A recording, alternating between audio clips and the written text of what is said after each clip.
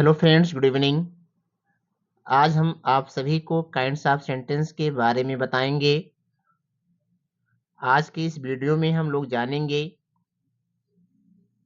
Sentence क्या होता है और ये कितने प्रकार के होते हैं। तो चलिए शुरुआत करते हैं। A group of words that makes complete sense is called sentence. शब्दों का वह समूह जिससे कथन का संपूर्ण भाव प्रकट होता है वाक्य कहलाता है। जैसे she is a beautiful girl, वह एक सुंदर लड़की है। सेंटेंस मुख्य रूप से चार प्रकार के होते हैं। पहला है असर्टिव सेंटेंस। ये वाक्य किसी तथ्य का वर्णन करते हैं या कोई सूचना देते हैं। ये वाक्य दो प्रकार के होते हैं। Affirmative sentence, negative sentence. यहाँ पर कुछ एग्जाम्पल्स दिए गए हैं। Seema is a housewife, Rohan is a student, Radha is not going to fair, this cow does not give milk. यहाँ पर कुल मिलाकर के चार सेंटेंस दिए गए हैं। पहला और दूसरा अफर्मेटिव मूड में है, तीसरा और चौथा नेगेटिव मूड में है। ये सभी सेंटेंस असर्टिव के एग्जाम्पल हैं। दूसरा है इंटरोगेटिव सेंटेंस। जिन वाक्यों में कोई प्रश्न पूछा जाता है उन्हें इंटरोगेटिव सेंटेंस कहते हैं। जैसे where do you live, second है what does your father do. पहले का अर्थ होगा तुम कहाँ रहते हो और दूसरे का अर्थ होगा तुम्हारे पिताजी क्या करते हैं। और दोनों सेंटेंस के अंत में क्वेश्चन मार्क लगा है। यहाँ पर लिखा गया है इन वाक्यों के अंत में प्रश्नवाचक चिन्ह क्वेश्चन मार्क लगाया जाता है। ये अफर्मेटिव तथा नेगेटिव दो प्रकार के हो सकते हैं। तीसरा यहाँ पे है इम्परेटिव सेंटेंस। जिन वाक्यों से किसी को आज्ञा देने, उपदेश देने या किसी से प्रार्थना करने आदि का भाव प्रकट हो उन्हें इम्परेटिव सेंटेंस कहते हैं। जैसे please give me a glass of water, may I help you, sit down, always speak the truth. इन वाक्यों में सब्जेक्ट यू छिपा रहता है। इसका मतलब है कि इम्परेटिव सेंटेंस का कर्ता यू होता है जिसको लिखने की कोई जरूरत नहीं होती। चौथा सेंटेंस एक्सक्लेमेटरी सेंटेंस। ऐसे वाक्य हमारे हृदय में अचानक उठने वाले मनोभाव जैसे खुशी, दुख, आश्चर्य, प्रशंसा आदि को प्रकट करते हैं। जैसे alas he is no more, hurrah you have passed in the examination, bravo well hit. ऐसे वाक्यों में भावना को प्रदर्शित करने वाले शब्दों के बाद मार्क ऑफ एक्सक्लेमेशन अवश्य लगाते हैं।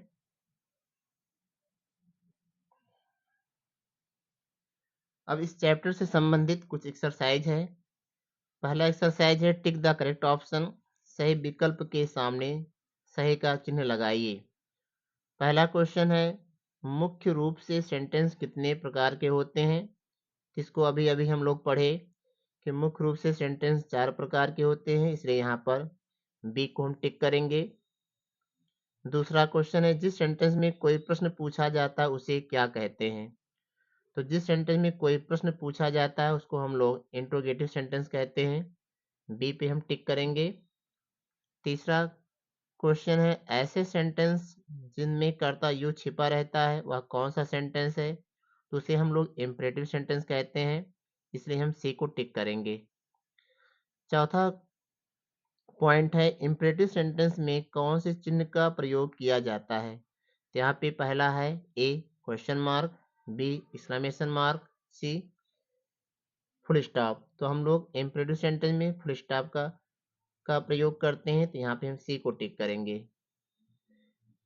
Exercise B write kinds of the following sentence. निम्नलिखित वाक्यों के सम्मुख उनके प्रकार लिखिए। यहाँ पर कुछ सेंटेंस दिए गए हैं और हमें बताना है कि दिया गया सेंटेंस कौन सा है। Don't plug the flower imperative sentence, what a beautiful sight exclamatory sentence, Hurrah, you have won the match, exclamatory sentence. Never tell a lie, imperative sentence. Is this book interesting, interrogative sentence.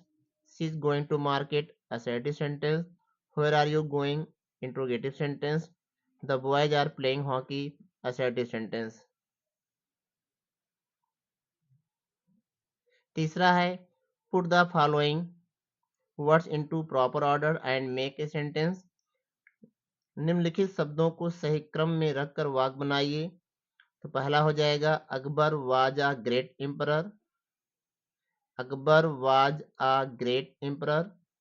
Second हो जाएगा don't smoke in the public places. तीसरा होगा do your homework regularly. चौथा होगा a friend in need is a friend indeed. पांचवा bravo, exclamation mark लगाएंगे. You have come first in the class. छठवां sentence हो जाएगा the old man is walking with a stick. सातवां the sun rises in the east. आठवां sentence why did the teacher punish you. और अंत में question mark लगाएंगे क्योंकि यह सेंटेंस प्रश्नवाचक है. लास्ट है, इसको लिखेंगे the sun is setting in the west. Note: प्रत्येक शब्द समूह में जो शब्द कैपिटल लेटर से लिखा गया है उसी शब्द से वाक्य आरंभ होगा. वाक्य के अंत में उसके काइंड के अनुसार फुल स्टॉप, क्वेश्चन मार्क तथा मार्क ऑफ एक्सक्लेमेशन लगाइए. इस तरीके से यह एक्सरसाइज हमारा कंप्लीट हुआ. धन्यवाद.